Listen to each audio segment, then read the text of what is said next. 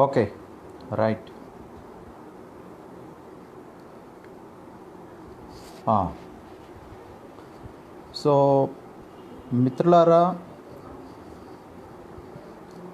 దాదాపు గత 2 నెలల నుంచి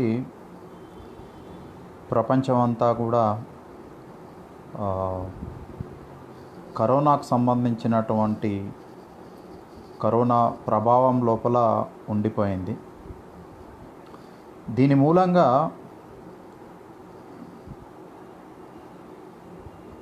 మొత్తం మానవ జీవితంతో పెనవేసుకొని ఉన్నటువంటి అనేకమైనటువంటి రంగాలపైన విపరీతమైనటువంటి ప్రభావము, అంటే ఇప్పటి వరకు మనకు అందుబాటులో ఉన్నటువంటి ఆధునిక ప్రపంచం చరిత్ర లోపల ఇంత పెద్ద ఎత్తున మానవ జీవితాన్ని ప్రభావితం చేసినటువంటి, అంటే ప్రభావితం అని అంటే కేవలం మరణాలు, ఇంపాక్ట్ అనే ఉద్దేశంతో మాట్లాడట్లేదు, అన్ని కోణాల నుంచి ప్రభావితం చేసినటువంటి ఇంత పెద్ద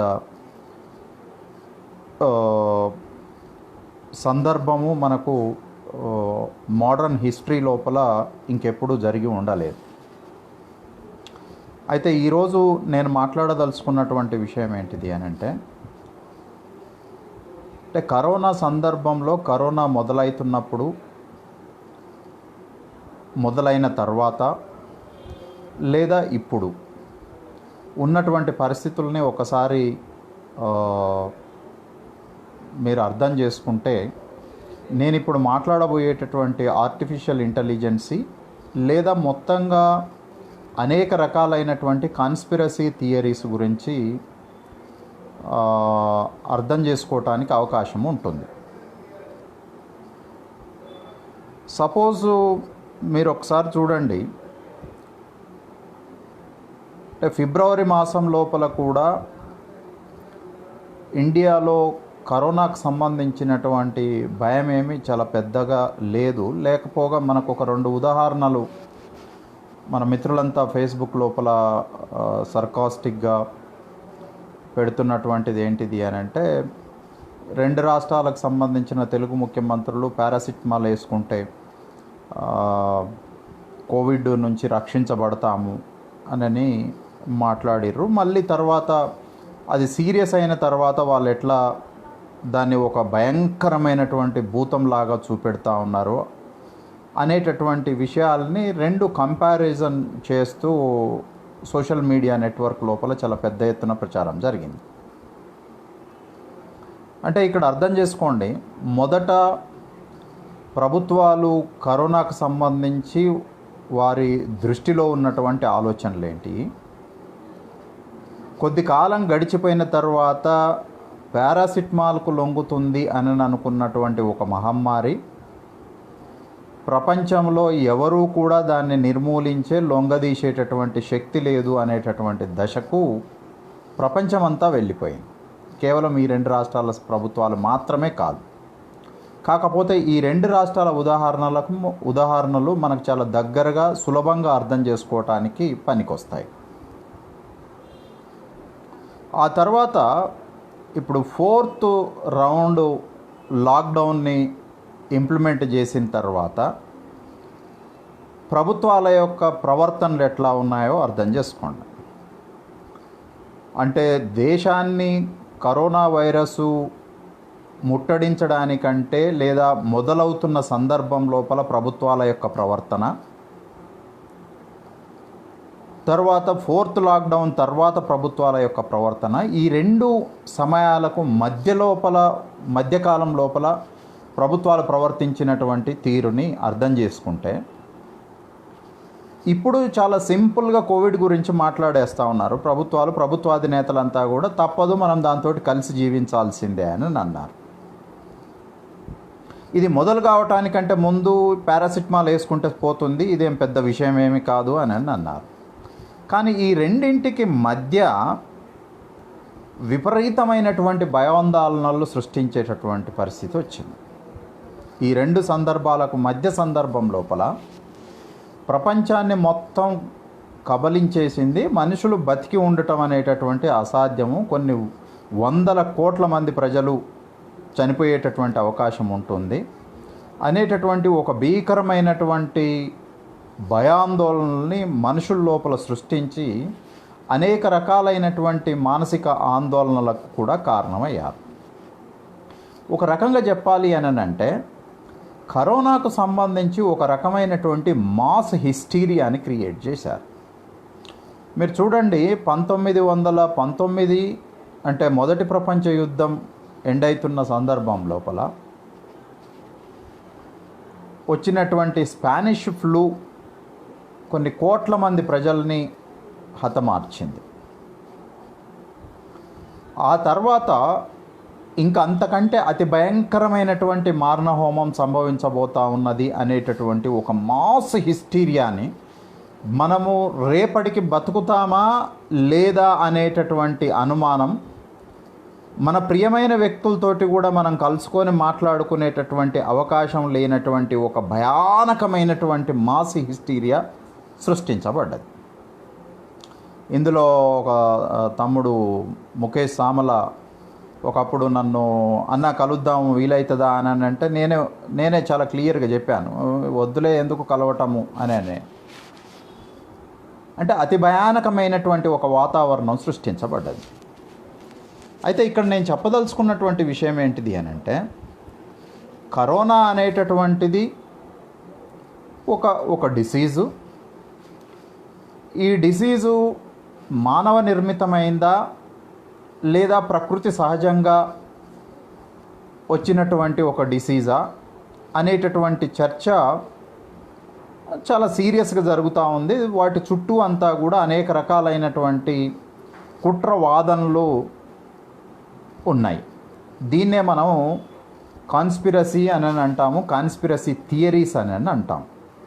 కుట్ర సిద్ధాంతాలు అంటే ఒక విషయము దాని వెనక ఉండినటువంటి కుట్రలు ఏ రకంగా ఉంటాయి అని తెలుసుకునేటటువంటి దానికి సంబంధించి కాన్స్పిరసీ థియరీస్ అని అంటారు వీటిని. అయితే ఇండియా లోపల మనము చాలా ఓగ్గా మాట్లాడుకుంటాము కాన్స్పిరసీస్ గురించి. కానీ అమెరికా, యూరోప్ దేశాల లోపల కాన్స్పిరసీ అనేటటువంటిది ఓగ్గా మాట్లాడుకోవటం కాకుండా ఒక సిద్ధాంతపు యొక్క స్థాయికి ఎమర్జ్ అయిపోయింది. దీన్నే మనం కాన్స్పిరసీ థియరీస్ అని అంటాం. అంటే ప్రతి పరిణామము, ప్రతి సంఘటన వెనక లేదా సంఘటన చుట్టూ అల్లుకొని ఉన్నటువంటి రకరకాలైనటువంటి వాదనల వెనక ఏ శక్తుల యొక్క ప్రయోజనాలు దాగి ఉన్నాయి అనేటటువంటి దాన్ని కాన్స్పిరసీ థియరీస్ స్టడీ చేస్తాయి. అవి సంఘటనలు కావచ్చు, సందర్భాలు కావచ్చు, అనేక రకాల పరిణామాలు కావచ్చు, చారిత్రక విషయాలు కావచ్చు, వర్తమానం కావచ్చు, భవిష్యత్తులో సంభవించబోయేటటువంటి విషయాలు కావచ్చు. అయితే ఈ కాన్స్పిరసీ థియరీని అనేక మంది అకాడమిషియన్స్ కానీ చాలామంది పెద్దగా విలువనివ్వరు. దానికి కారణం ఏంటిది అని అంటే, మోస్ట్ ఆఫ్ ద టైం అంటే దాదాపు అనేక సందర్భాల లోపల కాన్స్పిరసీ థియరీ ఆధారాలతో మాట్లాడదు. అంటే ఒక హైపోథెటికల్ అండర్స్టాండింగ్ నుంచి మాత్రమే మాట్లాడుతుంది. అంటే ఒక ఊహాజనితమైనటువంటి ప్రతిపాదన నుంచి మాట్లాడుతుంది. ఆ ఊహాజనితమైనటువంటి ప్రతిపాదన లోపల కొన్ని rational approaches, reasonable approaches, scientific approaches ఉన్నప్పటికీ కూడా 95% కాన్స్పిరసీ థియరీల యొక్క వాదనని ఆధారాలతో సహా నిరూపించటం అనేటటువంటిది సాధ్యం కాదు. అయితే మీకు బాగా తెలిసినటువంటి కుట్రవాదనలు రెండు వైపుల నుంచి చాలా ప్రధానంగా వస్తూ ఉన్నాయి. ఒక వాదన ఏంటిది అని అంటే, ఒక బలమైనటువంటి వాదన, ప్రపంచంలో ఆర్థికంగా, సైనికంగా, రాజకీయంగా బలవంతమైనటువంటి డామినెంట్ నేషన్ అమెరికా ముందుకు తీసుకొస్తున్నటువంటి వాదన. ఈ వైరస్ సృష్టించబడింది, అది చైనా వుహాన్ ల్యాబొరేటరీ లోపల, వైరాలజీ ల్యాబొరేటరీ లోపల క్రియేట్ చేయబడ్డది. ఇది మొత్తం కూడా ఒక రకమైనటువంటి యుద్ధ వాతావరణాన్ని సృష్టిస్తుంది. ఇది బయోవార్ అనేటటువంటి దాన్ని అమెరికా చాలా పెద్ద ఎత్తున ప్రచారం చేస్తుంది. ఆ వాదనని అవసరాల కోసం, రాజకీయాల కోసం అడాప్ట్ చేసుకునేటటువంటి దేశాలు, సంస్థలు ఉన్నాయి. అదంతా నిజము అని నమ్మేటటువంటి వ్యక్తులు, సామాన్య ప్రజలు కూడా చాలామంది ఉన్నారు, కోట్లల్లో ఉంటారు. ఒక భారతదేశమే కాదు, అనేక దేశాల్లో. భారతదేశం లాంటి థర్డ్ వరల్డ్ కంట్రీస్ లోపల ఇది చైనానే ఉద్దేశపూర్వకంగా సృష్టించింది అనేటటువంటి వాదనలని బలంగా నమ్మేటటువంటి ప్రజల సంఖ్య చాలా ఎక్కువ ఉన్నది. రెండవ వాదన కాసింత ఆలస్యమైనప్పటికీ ఈ వైరస్ వెనక చాలా బలమైనటువంటి కుట్రలు, కాన్స్పిరసీ అంతా కూడా అమెరికానే చేసింది. అమెరికా మిలిటరీ ఫోర్సెస్ చైనా వుహాన్లో నిర్వహించినటువంటి ఇంటర్నేషనల్ మిలిటరీ కాన్ఫరెన్సెస్ లోపల, పరేడ్స్ లోపల అటెండ్ అయినటువంటి కొన్ని శక్తులు దీన్ని తీసుకొచ్చి స్ప్రెడ్ చేసినాయి అనేటటువంటి వాదన China లేవనెత్తుతున్నటువంటి.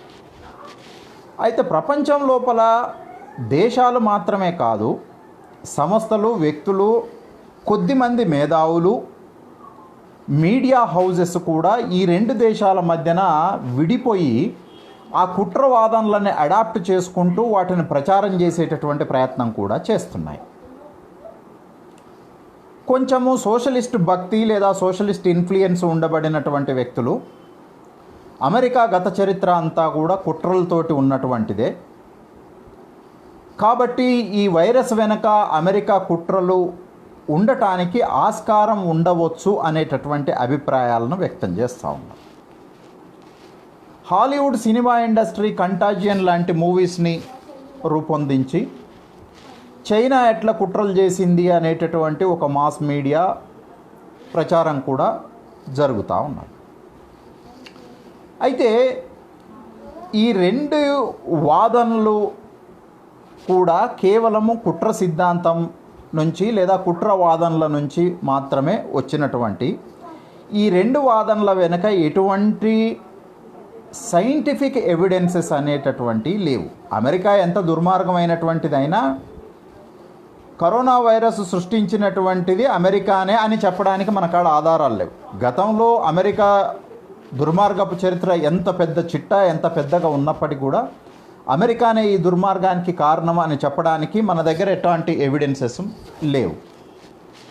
At the same time China తన వ్యాపార సామ్రాజ్యాన్ని, అమెరికాని ధ్వంసం చేయటం కొరకు చేస్తున్నటువంటి ప్రయత్నంలో నుంచి చైనా ప్రపంచ ఆధిపత్య నాయకత్వంగా ఎదగడం కొరకు ప్రయత్నం చేస్తున్న క్రమం లోపల చైనానే సృష్టించింది అని చెప్పడానికి అవసరమైనటువంటి ఎవిడెన్సెస్ కూడా మన దగ్గర లేవు. అయితే ఇంకొక ఆర్గ్యుమెంటు చాలా బలంగా ఈ మధ్యకాలంలో వస్తూ ఉన్నది. చాలామంది ఇంటలెక్చువల్స్ కూడా రాస్తూ ఉన్నారు. ఈ వాదన ఉద్దేశం ఏంటిది అని అంటే, వుహాన్లో ఉన్నటువంటి మీట్ మార్కెట్ అనేటటువంటిది, మాంసపు ఉత్పత్తుల మార్కెట్ అనేటటువంటిది ప్రపంచంలో అతిపెద్ద మార్కెటు. ఈ మార్కెట్ లోపల వ్యాపారం చేసేటటువంటి వ్యాపారస్తులంతా కూడా అతిపెద్ద సామ్రాజ్యాల్ని నెలకొల్పినటువంటి ఫుడ్ మార్కెట్స్, కంపెనీస్ కావు. అంటే సపోజ్ మీరు చూడండి, KFC, Kentucky fried chicken, McDonald's, Zomato, లేకపోతే మాంసాన్ని ఉత్పత్తి చేసేటటువంటి ప్రపంచం లోపల అనేక పెద్ద పెద్ద కంపెనీలు, అమెరికా, ఇజ్రాయిలు, యూరోప్కు సంబంధించినటువంటి అనేక దేశాల కంపెనీలంతా కూడా వీటిని నడిపిస్తూ ఉంటాయి. అయితే ఈ కంపెనీలు వుహాన్ లోపల ఉన్నటువంటి wet market share of business చాలా పెద్ద ఎత్తున ఉన్నది. దాన్ని ధ్వంసం చేయకపోతే వాళ్ళకి ఇబ్బంది అవుతుంది అనేటటువంటి దానితోటి మొత్తం ఈ కాన్స్పిరసీ థియరీ అంతా కూడా చైనాలోని వెట్ మార్కెట్ చుట్టే తిరుగుతూ ఉన్నది. అంటే చైనా వుహాన్ వెట్ మార్కెటు అక్కడ జంతువుల నుంచి వ్యాపించింది. ఇప్పుడు మనం చెప్తా ఉన్నాం కదా, ఇది ల్యాబొరేటరీలో కాదు, లేదా ల్యాబొరేటరీలో తయారైందైనా కూడా మొదట ఈ జంతు మాంసపు విక్రయ మార్కెట్ లోపల ప్రవేశపెట్టి ఆ మార్కెట్ నుంచి ఆ తర్వాత స్ప్రెడ్ అయింది అనేటటువంటి వాదన. Why this market is occupied very important subject in the entire discussion of corona origin. అంటే మొత్తం కరోనా పుట్టుకకు సంబంధించినటువంటి వాదన లోపల ఈ వెట్ మార్కెట్ ఎందుకు ప్రధానంగా చర్చ జరుగుతుంది అనడానికి సంబంధించి కూడా అనేక రకాలైనటువంటి conspiracy theories, economic conspiracy, political economic conspiracy థియరిస్టులు చాలామంది మాట్లాడుతూ వస్తూ ఉన్నారు. దానికి సంబంధించినటువంటి కొన్ని రచనలు, అనువాదాలు కూడా తెలుగు నేల మీద సర్క్యులేట్ అయి ఉన్నాయి. కాబట్టి నేను ఆ విషయాల్లోకి పెద్దగా పోను. ఎందుకు అనంటే నేను ఈ సందర్భం లోపల చెప్పదలుచుకున్నటువంటి చాలా ప్రధానమైనటువంటి ఇంపార్టెంట్ ఆర్గ్యుమెంట్ ఏంటంటే whether it is proven or not. వాస్తవానికి ఆధారాలు ఏం లేవు, కానీ ఆ వాదనలు ఉన్నాయి. ఆ వాదనలని మనం అర్థం చేసుకోవటం మూలంగా ప్రపంచంలో జరుగుతున్నటువంటి ఒక కార్పొరేట్ దందాని, దాని దుర్మార్గాల్ని కనీసం మన మెదడులోకి ఎక్కించుకోవటానికైనా అవకాశం ఉంటుంది అని చెప్పడానికి. అంటే ప్రపంచ కార్పొరేట్ సామ్రాజ్యాలు ఎంత అమానవీయంగా ఉంటాయి. లక్షల కోట్లాది మంది ప్రజల మానవ హననానికి, మరణాలకు పాల్పడుతూనైనా సరే తన వ్యాపార సామ్రాజ్యాలను విస్తరించుకుంటూ చిన్న చితక వ్యాపార వర్గాల్ని మొత్తం కూడా ఎట్లా ధ్వంసం చేస్తాయి అనేటటువంటి వాదన. ఇది నిరూపించబడినటువంటిది కాదు, ఆధారాలతో నిరూపించబడినటువంటిది కాదు. కానీ కొంత విచక్షణను ఉపయోగించడం ద్వారా ఇది పూర్తిగా తిరస్కరించడానికి కూడా వీల్లేనటువంటిది, ఎంతో కొంత అంగీకరించడానికి వెసులుబాటు ఉండేటటువంటి థియరీ. దాన్ని ఇక్కడ నేను ఆర్టిఫిషియల్ ఇంటెలిజెన్సీ అనేటటువంటిది ఎట్లా కుట్ర చేస్తుంది అనేటటువంటి విషయాన్ని మాట్లాడతాం. అయితే దాంట్లోకి పోవడానికంటే ముందు మరొక కుట్ర సిద్ధాంతం కూడా చాలా బలంగా వస్తుంది. సపోజ్ మరొక కుట్ర సిద్ధాంతం అంటే రకరకాలుగా ఉన్నటువంటి కుట్ర సిద్ధాంతాల గురించి మేము ముందు పెట్టి అంతిమంగా నేను ఆర్టిఫిషియల్ ఇంటెలిజెన్సీ అనేటటువంటి దాంట్లోకి పోవడం కొరకు ప్రయత్నం చేస్తాను. రెండవ విషయం ఏంటిది అని అంటే ఇది పూర్తిగా కాన్స్పిరసీ థియరీ అని చెప్పడానికి వీల్లేదు, కానీ ఇది కూడా ఒక రకమైనటువంటి కుట్రల్ని బయటికి తీసేటటువంటి ఒక వాదన. కాబట్టి ఇది పాక్షికంగా కాన్స్పిరసీ థియరీగా అంగీకరించడానికి అవకాశం ఉంటుంది. అదేంటిది అని అంటే సపోజ్ మీరు చూడండి, ఈ కరోనా వైరస్ విజృంభిస్తున్నటువంటి కాలం లోపల దేశం లోపల అనేక రకాలైనటువంటి మార్పులు సంభవించాయి. అసలు మొత్తం ఈ 200-300 సంవత్సరాల మానవ చరిత్ర లోపల అసలు మనుషులు బయటికి తిరగకుండా ఈ భూగోళం మీద ఉన్నటువంటి సందర్భం మనకి ఇప్పటి వరకు దొరకలేదు. అంటే కోటాను కోట్ల ప్రజల్ని మొత్తం కూడా కేవలము ఇండ్లల్లో మాత్రమే కూర్చోబెట్టినటువంటి ఒక భయంకరమైనటువంటి పరిస్థితి కరోనా మూలంగా దాపురించి. అయితే ఈ కోటాను కోట్ల ప్రజల్ని తమ ఇళ్ళ నుంచి బయటికి రాకుండా ఉంచడానికి సపోజ్ ఇప్పుడు నేను మాట్లాడతా అని చెప్పినటువంటి పోస్టర్ డిజైన్లో కూడా ఏదో కామెంట్ పెట్టారు. అంటే stay at home, safe health, ఆరోగ్యం కాపాడుకో, ఇంట్లోనే ఉండు, ఇంట్లో నుంచి బయటికి వెళ్ళకు, ఆరోగ్యంగా ఉండు, రక్షణగా ఉండు, ప్రాణం కాపాడుకో, ఇట్లాంటివన్నీ కూడా జరుగుతూ ఉన్నాయి. చూడండి, ఇంట్లో నుంచి బయటికి వెళ్ళవద్దు అనేటటువంటిది ఒక పెద్ద ప్రపంచవ్యాప్త నినాదంగా మారిపోయింది. ఇప్పటి వరకు ఇంత ప్రపంచాన్ని మొత్తం మానవ సమాజాన్ని, అంటే భౌగోళిక సరిహద్దులు, మత వ్యత్యాసాలు, జెండరు ఏవి సంబంధం లేకుండా మనుషుల్ని మొత్తం కోటాను కోట్ల మనుషుల్ని మొత్తం మానవ సమాజాన్ని ఇంటికి మాత్రమే పరిమితం చేసినటువంటి నినాదం ఇప్పటి వరకు చరిత్రలో జరిగినటువంటి ఒకే ఒక సంఘటన, అది కరోనా సృష్టించినటువంటి సంఘటన. అయితే ఈ కరోనా వ్యాప్తి చెందుతున్నటువంటి కాలం లోపల జరిగినటువంటి అనేక మార్పుల లోపల ఒక రాజనీతి శాస్త్ర విద్యార్థిగా నా ప్రధానమైనటువంటి వాదన ఏంటిది అని అంటే, రాజ్యం యొక్క స్వభావము లిబరల్ డెమోక్రసీ నుంచి అథారిటేరియన్ స్ట్రక్చర్లోకి మారుతూ వచ్చింది. అంటే ప్రభుత్వము ఒక ఒక ఉదారవాద ప్రజాస్వామిక స్వభావం కలిగినటువంటి ప్రభుత్వాలు, రాజ్యాలు కరోనా పుణ్యాన ఒక ఆధిపత్యయుతమైనటువంటి, అధికారయుతమైనటువంటి వ్యవస్థలుగా మరలిపోయాయి. కరోనా మొదలైన కాలం లోపల కూడా చైనా ఎందుకు బాగా కంట్రోల్ చేయగలిగింది అని అంటే, కొంతమంది మిత్రులు చేసినటువంటి వాదనలు ఏంటిది అని అంటే, చైనాలో అథారిటేరియన్ ఫార్మ్ ఆఫ్ గవర్నమెంట్ ఉంది కాబట్టి China was able to be control the corona virus, corona pandemic. మిగతా దేశాల లోపల ఎందుకు లేదు? ఎందుకు అమెరికా లోపల ఈ రోజు వరకు జరిగినటువంటి మరణాల సంఖ్య 98,683, అంటే దాదాపు 1,00,000 మంది మరణించారు. చైనా లోపల ఎంతమంది మరణించారు? ఈరోజు వరకు ఉన్నటువంటి లెక్కల ప్రకారం 4,634 మంది మరణించారు. చైనాలో ఇంత తక్కువగా మరణించడానికి, అమెరికాలో ఇంత సుమారు 1,00,000 మంది మరణించడానికి కారణము, మొదటగా ఇప్పుడు కూడా కొంతమంది బాగా డిస్కస్ చేస్తున్నటువంటి అంశం ఏంటిది అని అంటే, చైనాలో అథారిటేరియన్ ఫార్మ్ ఆఫ్ గవర్నమెంటు లేదా అథారిటేరియన్ క్యారెక్టర్ ఆఫ్ స్టేటు చైనాది కాబట్టి అది చాలా ఈజీగా హ్యూమన్ మూమెంట్స్ని, మానవ చలనాల్ని విపరీతంగా కంట్రోల్ చేయగలిగింది. దాని మూలంగా ఒక వైరస్ని కూడా వ్యాప్తి చెందకుండా కంట్రోల్ చేయగలిగింది.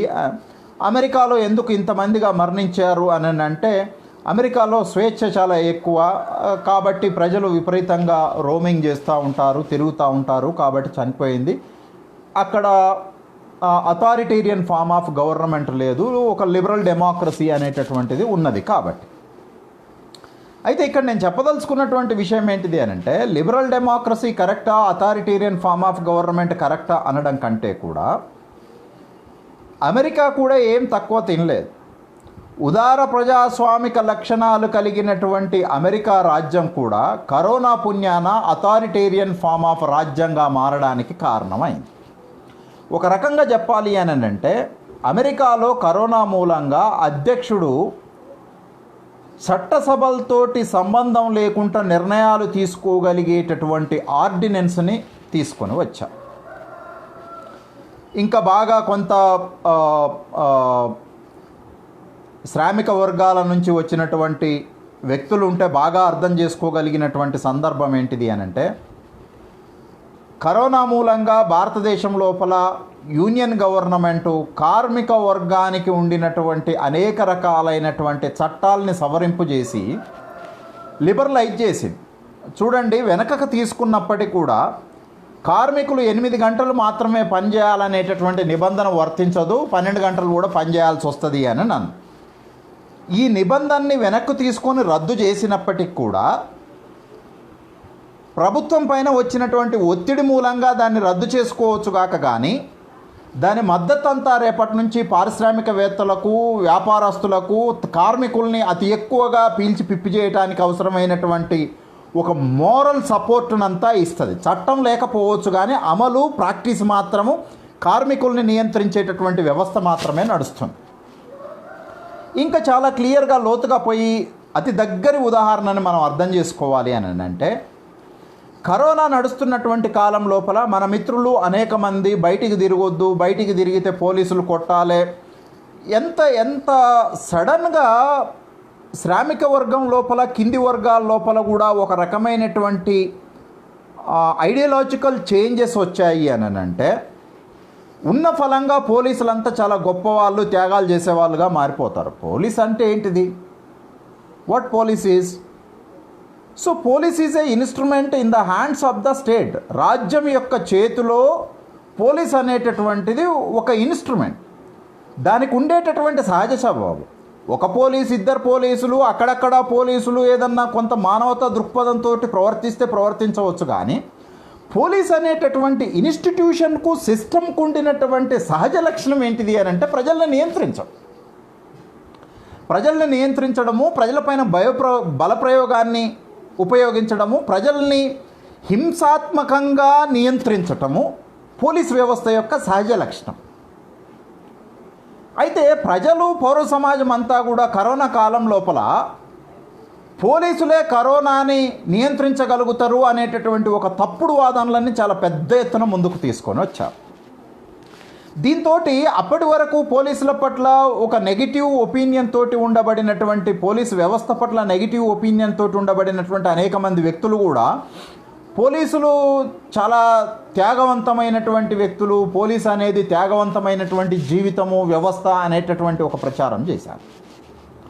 ఇక డాక్టర్లకు సంబంధించి కూడా, డాక్టర్ అనేటటువంటి వైద్యాన్ని పక్కకు పెట్టేస్తే భారతదేశం లోపల డాక్టర్లు ప్రజల్ని ఎట్లా పీల్చి పిప్పి చేస్తారో, సామాన్యులకు వైద్యము, ఆరోగ్యము, సంతోషము, జీవితము లేకుండా ఎట్లా ఉన్నది, దాంట్లో మొత్తం వైద్య వ్యవస్థలో కార్పొరేట్ రంగం యొక్క పాత్రతో పాటు వైద్యుల యొక్క దోపిడీ కూడా ముడిపడి ఉన్నది అనేటటువంటి విషయాన్ని కూడా మర్చిపోయి వైద్యులంతా కూడా ఆన్ ఆఫ్ సడన్గా కరోనా పుణ్యాన వైద్యులు దైవత్వ భావనకు అప్గ్రేడ్ అయిపోతూ ఉంటారు.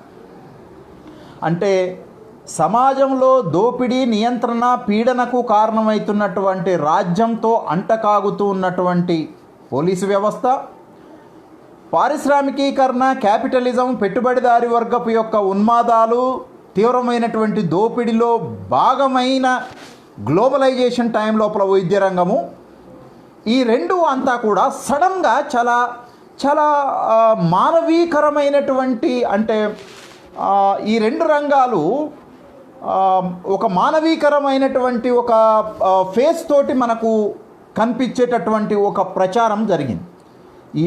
ఈ ప్రచారం అంతా కూడా ఒక పచ్చి అబద్ధపు ప్రచారం.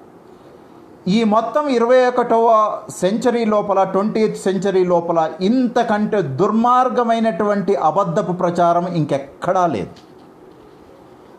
ఇది ఒక చాలా పెద్ద కుట్ర. అంటే ప్రజలే దుర్మార్గులు, పోలీసులు కరెక్టు, వైద్యులు కరెక్టు, ప్రభుత్వం కరెక్టు, ఇవన్నీ కరెక్టు అనేటటువంటి ఒక వాదనని చాలా ముందుకు తీసుకొని వచ్చి ప్రజలు రాజ్యాన్ని ప్రశ్నించే, రాజ్యాన్ని తిరుగుబాటు చేసేటటువంటి స్వభావాన్ని నలిఫై చేసి రాజ్యము ఏది కాషన్ చేస్తే, ఎట్లా నియంత్రణ చేస్తే దానికి లోబడి ప్రజలు ఉండాలి అనేటటువంటి ఒక వాతావరణాన్ని తీసుకొని వచ్చారు. అందుకనే ముఖ్యమంత్రులు ప్రెస్ మీట్లు పెట్టి మాట్లాడుతున్నప్పుడల్లా పోలీసులు అతి భయంకరంగా, హింసాత్మకంగా ప్రజలతోటి ప్రవర్తించినా సరే ప్రభుత్వాలు పూర్తిగా సమర్థించాయి పోలీస్ చర్యలు. మీడియా సమర్థించాయి. లైవ్ పెట్టి ఒక 9 ఛానల్ని నేను చూశాను, రెగ్యులర్గా చూస్తూ ఉన్నాను 9 ఛానల్ని. ఈ 9 ఛానల్ రోడ్డు మీద పోతున్నటువంటి ప్రజల్ని అతి భయంకరంగా పోలీసులు దుర్మార్గంగా హింసిస్తుంటే, కొడుతుంటే లైవ్ పెట్టి ఇండ్లల్లో కూర్చున్న ప్రజలు కూడా మీరు బయటకు వస్తే ఇంతకంటే భయంకరమైనటువంటి హింసను ఎదుర్కోవాల్సి వస్తుంది అనేటటువంటి దాన్ని ఒక పాజిటివ్, నీ ప్రయోజనం కోసమే నిన్ను కొడుతున్నాము అనేటటువంటి ఒక వాదనని, దుర్మార్గపు వాదనని ముందుకు తీసుకొని వచ్చింది. మీరు చూడండి, భారతదేశంలో లేకపోవచ్చు కానీ యూరోప్ లోపల, అమెరికా లోపల ప్రజలు లాక్డౌన్కు వ్యతిరేకంగా తిరుగుబాట్లు చేస్తూ ఉన్నారు. కానీ భారతదేశం లోపల లాక్డౌన్ చాలా గొప్పది, కరోనాని నియంత్రిస్తుంది అనేటటువంటి వాదనలు చాలా బలంగా జరుగుతూ ఉన్నాయి. వాస్తవానికి లాక్డౌన్ని ఇంపోజ్ చేయటం మూలంగా సాధించింది ఏమీ లేదు అనేటటువంటి విషయము అనేక రకాల స్టాటిస్టికల్ రిపోర్ట్స్ చూపిస్తూ వస్తూ ఉన్నాయి. అయితే దీంతో ఏమైంది అని అంటే, రాజ్యం యొక్క స్వభావము ప్రజల్ని మరింత నియంత్రించేటటువంటి రంగంలోకి మారిపోతూ ఉంది.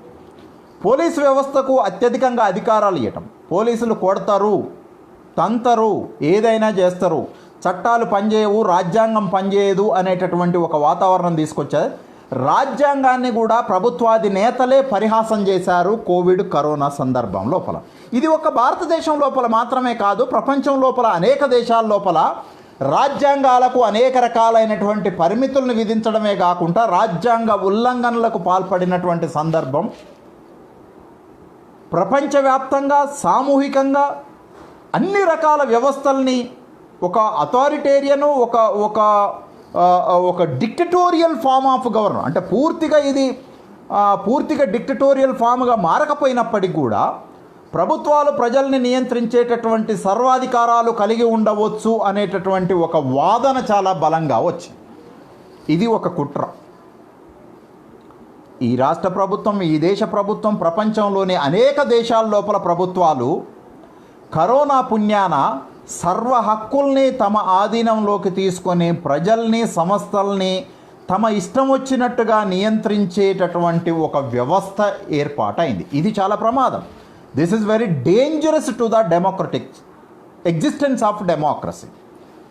కరోనా కాలం లోపల కేంద్ర ప్రభుత్వం కూడా సుప్రీంకోర్టుకు ఒక అపీల్ పెట్టుకున్నది. ఏంటిది అని అంటే, మీడియా న్యూస్ వల్ల చాలా భయాందోళనలు రేకెత్తుతూ ఉన్నాయి, వాటిని కంట్రోల్ చేయటం కొరకు, స్క్రూటినైజ్ చేయటం కొరకు ప్రభుత్వానికి అధికారాలు ఇవ్వమని సుప్రీంకోర్టులో అప్పీల్ చేశారు. మన అదృష్టం ఏంది అని అంటే, సుప్రీంకోర్టు మీడియాని నువ్వు రెగ్యులర్గా స్క్రూటినైజ్ చేసి ఏ వార్తలు ప్రచురించాలి, ఏ వార్తలు ప్రచురించకూడదు అనేటటువంటి అంత నియంత్రణ వ్యవస్థని మేము ఇయ్యము అని చెప్పి సుప్రీంకోర్టు ప్రభుత్వం యొక్క అప్పీల్ని తిరస్కరించింది. కానీ ఇక్కడ మనం అర్థం చేసుకోవాల్సినటువంటి చాలా ప్రధానమైనటువంటి అంశాలు ఏంటిది అని అంటే, ప్రపంచం లోపల ఆర్థిక మార్పులు మాత్రమే జరుగుతున్నాయి అనేటటువంటి విషయాన్ని చాలామంది చూస్తూ ఉన్నారు.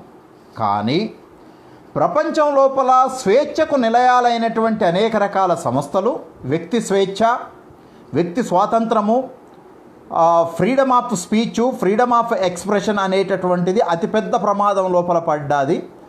ఫండమెంటల్ రైట్స్ అనేటటువంటిది పూర్తిగా ధ్వంసం చేయబడ్డాయి. దీన్ని కరోనా ఎవరు సృష్టించిర్రు అనేటటువంటి ఇంతకుముందు మాట్లాడుకున్నటువంటి కుట్ర సిద్ధాంతాలు ఒకటైతే, కరోనాని ఎవరు సృష్టించిర్రు అనేటటువంటి దాని సంబంధం లేకుండా కరోనా కాలం లోపల ప్రభుత్వాలకు, రాజ్యాలు ఎన్ని రకాలైనటువంటి కుట్రలతోటి దీన్ని ఒక భయంకరమైనటువంటి మహమ్మారిలాగా ప్రచారం చేశారు అనేటటువంటిది. కరోనా ఇంత భయంకరమైందా, ఇంత మహమ్మారా? ప్రపంచంలో ఇప్పటి వరకు జరగనటువంటి మరణాలు ఈ కరోనా మూలంగా మాత్రమే జరుగుతున్నాయా? ఈ అంకెలన్నీ కూడా అబద్ధాలు. ఒక రకంగా చెప్పాలి అని అంటే, మైక్రోసాఫ్ట్ CEO ఆయన పేరేంటిదో నాకు గుర్తులేదు, ఆయనే చాలా క్లియర్గా ఒక వాదన ఏం చేశాడు అని అంటే, కరోనా మరణాలు ప్రపంచంలో అమెరికాలో జరుగుతున్నటువంటి ఇతరత్ర మరణాల రేషియో తోటి పోల్చినప్పుడు కరోనా మరణాల సంఖ్య చాలా తక్కువ అని అన్నాడు. ఇక్కడ నేను కొన్ని ఎగ్జాంపుల్స్ మీకు ఇవ్వడం కొరకు ప్రయత్నం చేస్తాను. ఎందుకు, ఎవరెవరు ఈ కరోనాను ఉపయోగించుకొని ఏ రకంగా ప్రయోజనాలు పొందుదాం అనుకుంటున్నారు? కేవలము ఆర్థిక వ్యవస్థ ఎట్లా ధ్వంసమవుతుంది అనేది కాకుండా, మానవ సమాజం కొన్ని వందల సంవత్సరాల పాటు పోరాడి, తిరుగుబాటు చేసి, విప్లవీకరించి సాధించుకున్నటువంటి ప్రజాస్వామిక వ్యవస్థలు, సంస్థలు ఎట్లా ధ్వంసం కాబడుతున్నాయి అనేటటువంటిది చాలా ప్రధానమైనటువంటి చర్చ. దీని మూలంగా చాలా దేశాధ్యక్షులు, దేశాధినేతలు అతి భయంకరమైనటువంటి నియంతల్లాగా మారిపోతూ ఉన్నారు. వాళ్ళు ఎలాంటి నిర్ణయాలు తీసుకున్నా కూడా, ప్రశ్నించినా కూడా విలువ లేకుండా పోతూ ఉంది. అందుకనే ఈ సందర్భం లోపల కూడా మానవ హక్కుల ఉల్లంఘనకు సంబంధించినటువంటి అవగాహన చాలామంది యాక్టివిస్టులకు అవసరం.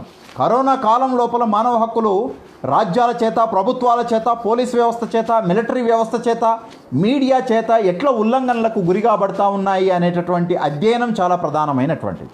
మీరు చూడండి, సచ్చినా సరే నాకు స్వేచ్ఛ కావాలి, సచ్చినా సరే నేను అనుకుంటున్నటువంటి విషయాన్ని మాట్లాడగలిగేటటువంటి ఫ్రీడమ్ ఆఫ్ ఎక్స్ప్రెషన్ నాకు కావాలి అని చెప్పి యూరప్, అమెరికా దేశాల లోపల ఒకవైపు మరణాల సంఖ్య పెరుగుతున్నాయి, ఇంకోవైపు మూకుమ్మడిగా ప్రజలు గుంపులుగా బయటకు వచ్చేసి స్వేచ్ఛ కోసం ఆర్తిస్తూ ఉన్నారు.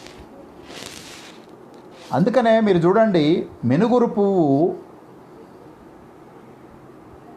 అతి భయంకరమైనటువంటి మంటల్లో నుంచి అటు ఇటు తిరుగుతూ ఉంటుంది.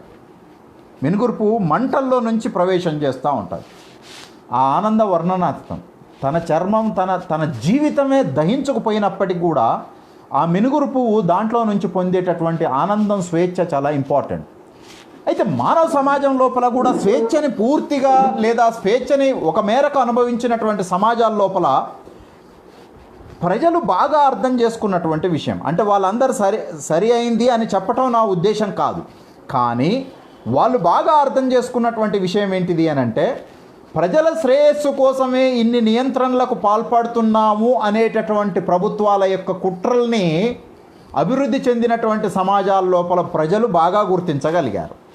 భారతదేశం లాంటి థర్డ్ వరల్డ్ కంట్రీస్ లోపల ప్రభుత్వాలు ప్రజల్ని నియంత్రించడం కొరకు తమ అధికారాలని మరింత ఆధిపత్య అధికారాలుగా, అధీకృత అధికారాలుగా స్థాపించుకోవడం కొరకు జరుగుతున్నటువంటి ప్రయత్నపు కుట్రల్ని, ప్రభుత్వాలు రాజ్యాధినేతల కుట్రల్ని అర్థం చేసుకోవడం లోపల మూడో ప్రపంచ దేశాల లోపల ఉన్నటువంటి విద్యావంతులు, పౌర సమాజం కూడా చాలా విఫలమైంది. అందుకనే చూడండి, ఇప్పుడు హైవేల మీద ప్రజలు సహాయం అందిస్తూ ఉన్నారు, రాజ్యం ఫెయిల్ అయిపోయింది. ఇంకా చాలా స్పష్టంగా చెప్పాలి అని అంటే, ప్రజలే సివిల్ సొసైటీ సమూహాలుగా ఏర్పడి వలస కార్మికులకంతా కూడా సహాయం అందించేటటువంటి పరిస్థితిలో ఉంది అని అంటే, ఇన్ని వేల మానవ సంవత్సరాల చరిత్ర లోపల లేదా 70 సంవత్సరాల భారతదేశపు చరిత్ర లోపల ఒక భయానకమైనటువంటి స్థితి ఏర్పడితే ప్రజలకు కనీసం తినడానికి తిండి, తాగడానికి మంచిళ్ళను కూడా కల్పించగలిగేటటువంటి స్థితిలో రాజ్యం లేదు. ఈ వైఫల్యాలని ప్రశ్నించగలిగేటటువంటి స్థితి లోపల ఇవాళ సమాజం లేదు. ఎవరైతే సహాయం అందిస్తున్నారో వాళ్ళు కూడా రాజ్యం ఫెయిల్యూర్స్ని గురించి మాట్లాడట్లేదు. అంటే వాళ్ళు గొప్ప ప్రయత్నాలే చేస్తుండవచ్చు కాక, కానీ రాజ్యాన్ని ఎస్కేప్ చేసేటటువంటి ఒక ప్రయత్నం జరుగుతాం. ఇదంతా కూడా ఒక రకంగా చెప్పాలి అని అంటే, ప్రపంచం లోపల అనేక దేశాలు తెలివైనటువంటి అధ్యక్షులు, తెలివైనటువంటి ప్రభుత్వాధినేతలు ఉన్న చోట ఈ కరోనా సందర్భాన్ని వాళ్ళ అధికారాన్ని మరింత బలవంతంగా, నియంతృత్వంగా మార్చుకోవటానికి ఉపయోగించుకున్నటువంటి కుట్రలు ఉన్నాయి అనేటటువంటి సిద్ధాంతం మరొకటి. ఈ రెండు ఇది చాలా బలమైనటువంటిది. అయితే ఇక్కడ చాలా రకాలైనటువంటి వాదనలు వినిపిస్తూ ఉన్నాయి. ఎందుకు లాక్డౌన్ని తీసుకొని వచ్చారు? ఆర్టిఫిషియల్ ఇంటెలిజెన్స్లోకి ఇప్పుడు వెళ్తూ ఉన్నాం.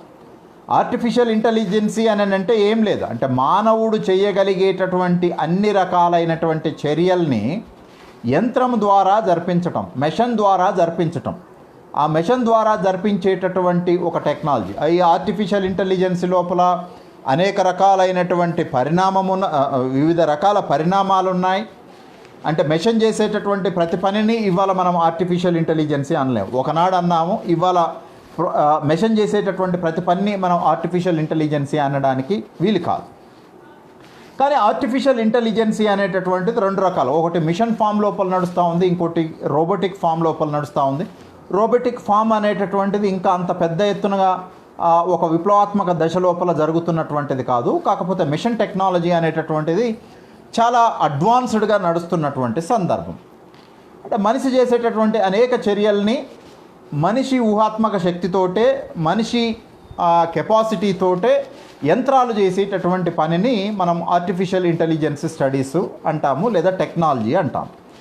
ఈ ఆర్టిఫిషియల్ ఇంటెలిజెన్సీని ప్రపంచం లోపల ఉండేటటువంటి అనేక రకాల కార్పొరేట్ వ్యాపార దిగ్గజాలు ఉపయోగిస్తూ ఉంటాయి. అయితే ప్రపంచం లోపల ఉన్నటువంటి అనేక రకాల మల్టీనేషనల్ కంపెనీసు, కార్పొరేట్ దిగ్గజాలన్నిటికీ ఈ ఆర్టిఫిషియల్ ఇంటెలిజెన్సీ మీద గుత్తాధిపత్యము లేదా ఆధిపత్యం పూర్తిగా ఉన్నది అని చెప్పడానికి కుదరదు. సపోజ్ ప్రపంచం లోపల ఒక 100 లేకపోతే ఒక 200 బడా వ్యాపార సామ్రాజ్యాలని తీసుకుంటే, ఆ వ్యాపార సామ్రాజ్యాలన్నీ కూడా ప్రపంచంలో ఉన్నటువంటి మొత్తం ఆర్థిక వ్యవస్థను నియంత్రించగలిగేటటువంటి శక్తి ఉండదు. లేదా ప్రపంచ ఆర్థిక వ్యవస్థని సీరియస్గా ప్రభావితం చేయగలిగే అంత శక్తి కూడా ఆ మొత్తం కార్పొరేట్ వ్యాపార సామ్రాజ్యాలకు, మల్టీనేషనల్ కంపెనీస్కు ఉండదు. ఇందులో మనము ఏమంటాము అని అంటే, కొన్ని రకాల వ్యాపారాలు ఎట్లా ఉంటాయి అని అంటే, దానికి ఉన్నటువంటి బ్రాండ్ ఇమేజ్ వల్ల అది అట్లా నడుస్తూనే ఉంటుంది. కానీ ఎప్పటికప్పుడు అప్డేట్ కావటం అనేటటువంటిది, లేదా మిగతా ఎదుగుతూ వస్తున్నటువంటి వ్యాపార వర్గాల్ని ధ్వంసం చేసి తన ఆధిపత్యాన్ని వ్యాపార రంగంలో నిలబెట్టుకోగలిగేటటువంటి శక్తియుక్తులు అందరికీ ఉండవు. ఒక రకంగా చెప్పాలి అంటే లేజీ బిజినెస్ కార్పొరేట్ సెక్టార్ కూడా ఉంటుంది. లేజీ లేజీ అనే పదాన్ని తెలుగులో ఏమంటామో నాకు సడన్గా గుర్తు రావట్లేదు. ఈ lazy business corporate sector, lazy multinational company sectors కూడా ఉంటాయి, వ్యాపార వర్గాలు కూడా ఉంటాయి, సంస్థలు కూడా ఉంటాయి. అవి క్రమక్రమంగా బలహీనపడిపోతూ ఉంటాయి. ఆ తర్వాత మిగతా ఆ పోటీ లోపల, కాంపిటీషన్ లోపల ఎవరైతే నిలబడగలుగుతారో ఆ వర్గాలు మాత్రమే నిలబడేటటువంటి అవకాశం ఉంటుంది. అయితే అసలు ఇంతకంటే అతి భయంకరమైనటువంటి వైరస్లు ప్రపంచాన్ని చుట్టుముట్టి ఇప్పుడు జరిగినటువంటి మానవ మరణాల కంటే అతి ఎక్కువ మరణాలు సంభవించినటువంటి సందర్భంలో కూడా లేనటువంటి, జరగనటువంటి క్వారంటైన్, ఇంట్లోకి వెళ్ళి బయటికి వెళ్ళొద్దు, లాక్డౌన్, ప్రపంచం అంతా లాక్డౌన్ చేసినటువంటి సందర్భం వెనక ఆర్టిఫిషియల్ ఇంటెలిజెన్సీ కుట్రలు ఉన్నాయి అనేటటువంటి వాదనని డేవిడ్ ఐక్ అనేటటువంటి కాన్స్పిరసీ థియరిస్టు చాలా బలంగా మాట్లాడుతూ ఉన్నాడు. అయితే నేను ఇందాక చెప్పినట్టుగానే కాన్స్పిరసీ థియరీస్ అన్నిటినీ మనం నిరూపించడానికి కుదరదు. అయితే ఈ కరోనా సందర్భం లోపల ఫస్ట్లో డేవిడ్ ఐక్ చాలా బలంగా ఆయన సామాజిక మాధ్యమాలను ఉపయోగించుకొని విపరీతమైనటువంటి ప్రచారం చేశాడు. కానీ తర్వాత చాలా దేశాల లోపల డేవిడ్ ఐక్ కాన్స్పిరసీ థియరీ వాదనలను మొత్తం కూడా బ్లాక్ చేసి పడేశారు, రద్దు చేసి పడేశారు. ఇది కూడా ఒక రకమైనటువంటి ఫ్రీడమ్ ఆఫ్ ఎక్స్ప్రెషన్కు ప్రతిబంధకం.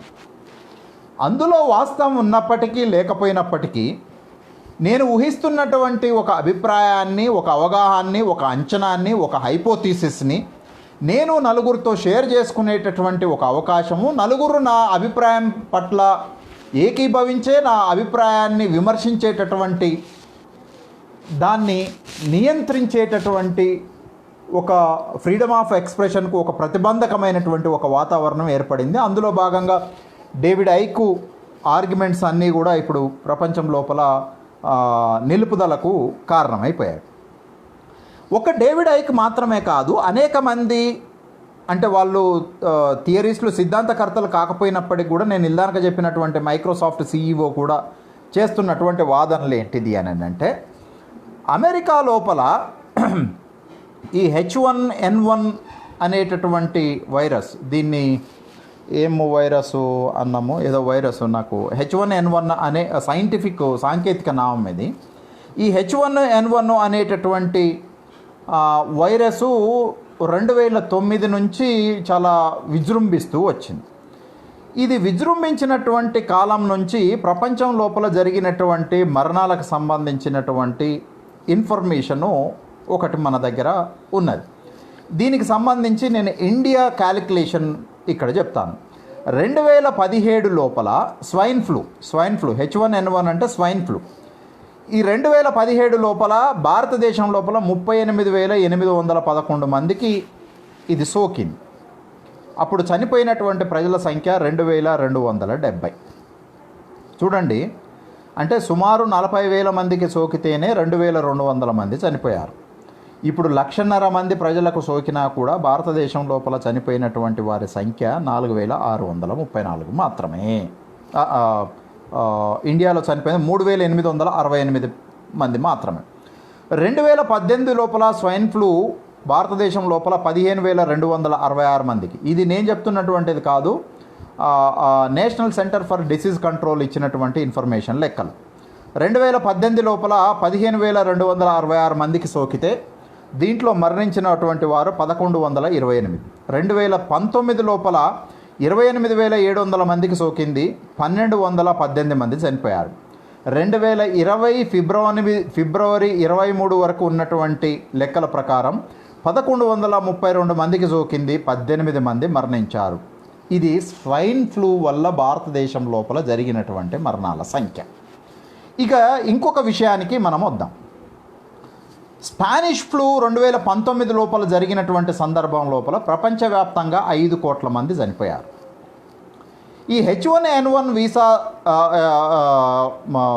వైరస్ మూలంగా, అంటే అక్యురేట్ అంచనాలు ప్రపంచవ్యాప్తంగా లేవు, అంచనాలు ఉన్నాయి.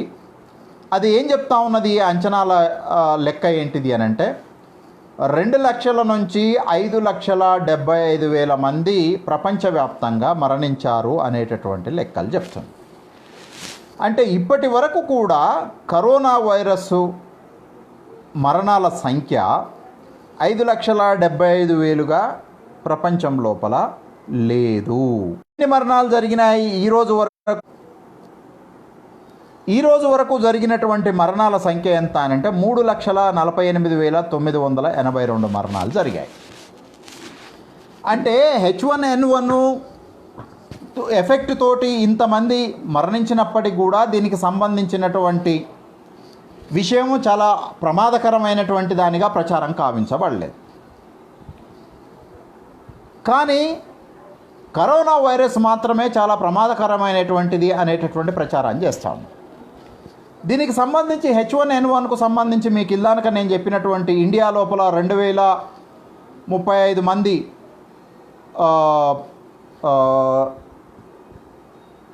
చనిపోయినటువంటి ఒక సంవత్సరపు అంచనా.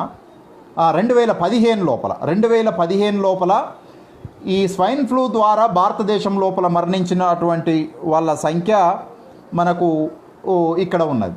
తెలంగాణ లోపల కూడా ఎంత ఇన్ఫ్లుయెన్స్ అయింది అని అంటే 75 మంది చనిపోయారు దీంతో. రాజస్థాన్ లోపల 418, గుజరాత్ లోపల 428, మహారాష్ట్ర లోపల 398, ఇంకా చాలా చాలా లెక్కలు ఉన్నాయి. అయితే ఈ స్వైన్ ఫ్లూ, ఎబోలా, రకరకాల వైరస్లు లేదా స్పానిష్ ఫ్లూ సందర్భం లోపల లక్షల లోపల మరణాలు సంభవించినప్పటికీ కూడా అతిపెద్ద భయానకమైనటువంటి విషయంగా చూయించకుండా ప్రపంచాన్ని ఏమీ లాక్డౌన్ చేయనటువంటి ఒక పరిస్థితి కనపడ్డది. అయితే ఇండియా లోపల ప్రతిరోజు భారతదేశం లోపల ప్రతిరోజు కేవలం డయేరియా కారణంగా మరణిస్తున్నటువంటి వారి సంఖ్య 2,000 సుమారు. ట్యూబర్క్లోసిస్ మూలంగా ప్రతిరోజు భారతదేశంలో సంభవిస్తున్నటువంటి మరణాల సంఖ్య 1,200, సుమారు 1,200. ఇక ప్రపంచవ్యాప్తంగా అనేక రకాల కారణాల మూలంగా జరుగుతున్నటువంటి మరణాల గురించి కూడా ఇక్కడ లెక్కలు నేను చూపిస్తాను. అంటే అంకెలు చెప్పడం లోపల ఉన్న ఉద్దేశం ఏంటిది అని అంటే రేషియో ఆఫ్ మోర్టాలిటీ అనేటటువంటిది చాలా తక్కువగా ఉన్నప్పటికీ గతంలో ఎప్పుడూ లేనన్ని భయాల్ని సృష్టించడం లోపల పలానా వారి కుట్ర ఉంది అని చెప్పడానికి ఈ అంకెల్ని ఎవిడెన్స్గా వాడుతూ ఉన్నాం. ప్రపంచం లోపల ప్రతి ఏటా క్యాన్సర్ కారణంగా 96 లక్షల మంది చచ్చిపోతూ ఉన్నారు. హార్ట్ డిసీజ్ మూలంగా 94 లక్షల మంది చనిపోతూ ఉన్నారు. హార్ట్ స్ట్రోక్ మూలంగా 58 లక్షల మంది చనిపోతూ ఉన్నారు. ఇక్కడ సైమల్టేనియస్గా ఇండియన్ డేటా కూడా ఇవ్వడం కొరకు ప్రయత్నం చేస్తాను. భారతదేశం లోపల ప్రతి ఏటా క్యాన్సర్ మూలంగా 7.8 లక్షల మంది చనిపోతారు, అంటే 7,80,000 మంది. హార్ట్ డిసీజ్ తోటి భారతదేశం ప్రపంచం లోపల 94 లక్షల మంది చనిపోతే భారతదేశం లోపల 15.4 లక్షల మంది చనిపోతూ ఉన్నారు. హార్ట్ స్ట్రోక్ ప్రపంచంలో 58 లక్షల మంది, భారతదేశంలో 7.3 లక్షల మంది. రెస్పిరేటరీ ఇన్ఫెక్షన్స్ మూలంగా ప్రపంచంలో 30 లక్షల మంది ప్రతి ఏటా చనిపోతే భారతదేశం లోపల 5 లక్షల మంది చనిపోతారు. చూడండి, మీరు ఈ లెక్కలు చూస్తే భారతదేశం యొక్క వాటా ఎంత గణనీయంగా ఉందో ప్రపంచ మరణాల లెక్కల లోపల అర్థమైంది. అల్జీమర్స్ కారణంగా 20 లక్షల మంది ప్రపంచం లోపల చనిపోతూ ఉన్నారు. భారతదేశం లోపల దీనికి సంబంధించిన గణాంక వివరాలు నా దగ్గర లేవు. డయాబెట్ కారణంగా ప్రపంచం లోపల ప్రతి ఏటా 16 లక్షల మంది చనిపోతూ ఉన్నారు. భారతదేశం లోపల 2.5 లక్షల మంది డయాబెటిక్ కారణంగా ప్రతి ఏటా చనిపోతూ ఉన్నారు. రోడ్ ఇంజ్యూరీస్ వల్ల, యాక్సిడెంట్ల వల్ల 15 లక్షల మంది ప్రపంచవ్యాప్తంగా చనిపోతూ ఉన్నారు. ఇందులో సుమారు ఆయన గూగుల్ CEO మాట్లాడినటువంటి లెక్కల ప్రకారము ప్రతి ఏటా అమెరికా లోపల సుమారు 1,00,000 మంది యాక్సిడెంట్ల రూపంలో చనిపోతూ ఉన్నారు అని ఆయన ఏమి అంటే ఎక్కడి నుంచి తీసుకున్నాడు అనేది చెప్పలేదు. కానీ ఆ స్థాయి వాడు చెప్తున్నాడు అని అంటే ఏదో అథెంటిక్ సోర్సు అయ్యి ఉండవచ్చు. భారతదేశం లోపల రోడ్ యాక్సిడెంట్ల వల్ల చనిపోయేటటువంటి ప్రజల సంఖ్య 1,78,000గా నమోదు కాబడ్డది, 1.7 lakhs. డయేరియా డిసీజ్ తోటి ప్రపంచంలో 14 లక్షల మంది ప్రతి ఏటా చనిపోతూ ఉన్నారు. భారతదేశం లోపల 7.2 లక్షలు. అంటే ప్రపంచంలో డయేరియా మూలంగా చనిపోతున్నటువంటి ప్రజల్లో సగం శాతం భారతదేశంలో మాత్రమే ఉన్నది. ట్యూబర్క్లోసిస్ మూలంగా ప్రపంచంలో 13 లక్షల మంది ప్రతి ఏటా మరణిస్తూ ఉన్నారు. దీంట్లో భారతదేశపు వాటా 4.5 లక్షలు. ఆస్తమా కారణంగా భారతదేశంలో 2.5 లక్షల మంది చనిపోతూ ఉన్నారు. తర్వాత ఈ మరొక డిసీజు అంటే బ్రాంకైటిస్ లాంటికి సంబంధించినటువంటి లంగ్స్కు సంబంధించినటువంటి అనేక రకాల విషయాలకు సిఓపిడి మూలంగా ప్రపంచంలో 31 లక్షల మంది చనిపోతే భారతదేశం లోపల 9.6 లక్షల మంది ఈ సిఓపిడి కారణంగా చనిపోతూ ఉన్నారు. యాక్సిడెంట్ డెత్స్ భారతదేశం లోపల ప్రతిరోజు 500 మంది మరణిస్తూ ఉన్నారు. ప్రతిరోజు 500 మరణాలు కేవలం యాక్సిడెంట్ల మూలంగా చనిపోతూ ఉంది. ఇక ఇక్కడికి వచ్చిన తర్వాత ఇక్కడ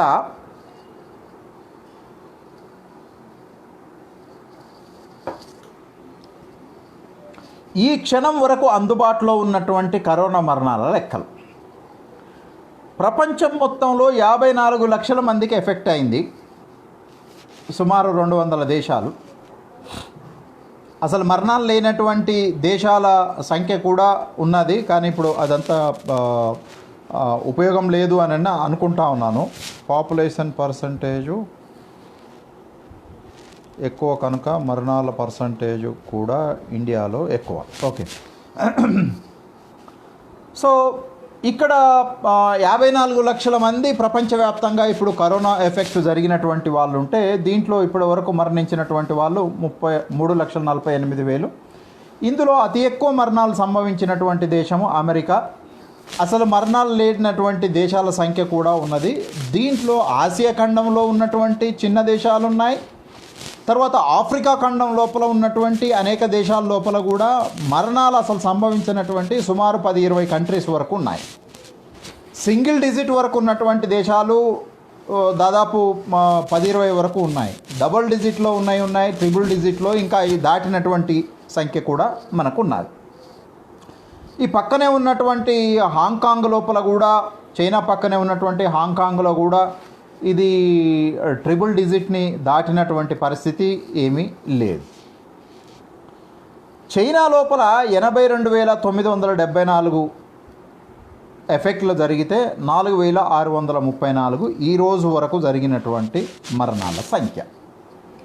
అయితే ఈ డాటా అంతా కూడా చెప్పడం లోపల ఉన్నటువంటి ఉద్దేశం ఏంటిది అని అంటే, నేను ఇల్లానక చెప్పినట్టు, అంటే ప్రమాదపు యొక్క తీవ్రత గతంలో జరిగినటువంటి అనేక ప్రమాదాలు మహమ్మారుల కంటే కూడా చాలా తక్కువగా ఉన్నప్పటికీ దీన్ని అతి భయానకమైనటువంటి పరిస్థితిగా సృష్టించి ప్రజల్లో ఒక మానసికమైనటువంటి భయోందోళనలను, హిస్టీరియాని క్రియేట్ చేసి దాని ద్వారా కొన్ని ప్రయోజనాలు పొందాలనుకునేటటువంటి వర్గాల గురించి ఇంతకుముందు కొన్ని నేను మాట్లాడాను.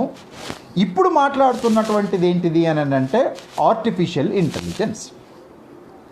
అయితే ఇప్పుడు ఆర్టిఫిషియల్ ఇంటెలిజెన్సీ అనేటటువంటిది నేను ఇల్లానక చెప్పాను. అంటే మానవుడు చేయగలిగినటువంటి అనేక రకాలైనటువంటి పనులని యంత్రము ద్వారా చేసేటటువంటి ఒక టెక్నాలజీ సిస్టము ఆర్థిక వ్యవస్థ లోపల చాలా సీరియస్గా ప్రవేశించింది. ఒక రకంగా చెప్పాలి అని అంటే, ఇప్పుడు ప్రజలకు టెంపరేచర్ ఉందా లేదా అని చూడటానికి వాళ్ళు టెంపరేచర్ గన్స్ను పెట్టి చూస్తూ ఉన్నారు. చూడండి, it is also a comes in to the category of artificial intelligence.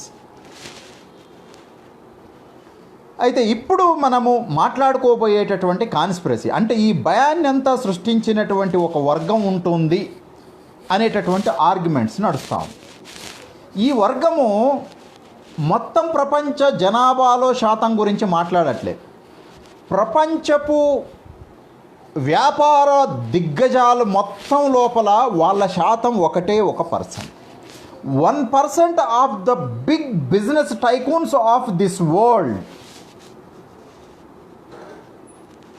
created these kind of mass hysteria in the world.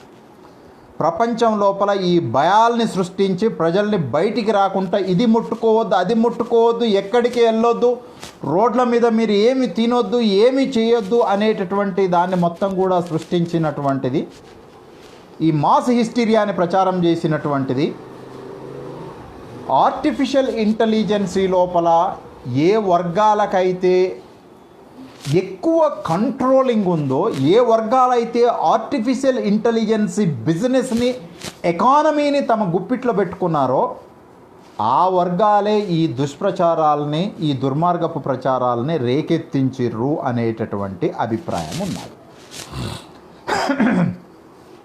వీళ్ళ శాతము ప్రపంచ ఆర్థిక వ్యవస్థను శాసిస్తున్నటువంటి మొత్తం వ్యాపార రంగం లోపల 1% మాత్రమే వస్తుంది.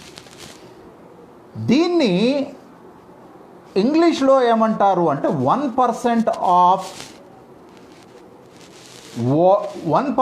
Of cult of international business.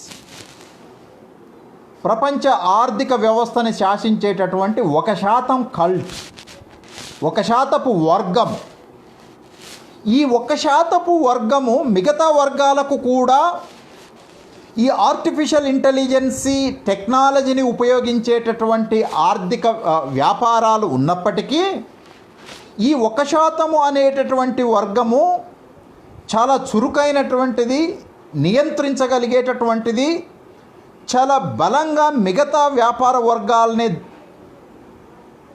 సడన్గా దెబ్బతీయగలిగేటటువంటి కెపాసిటీ ఉండబడినటువంటిది ఈ 1% కల్ట్. ఈ 1% కల్టు టెక్నాలజీ ఆధారంగా ఆర్థిక వ్యవస్థల్ని శాసించటం, ధ్వంసం చేయటం జరుగుతుంది.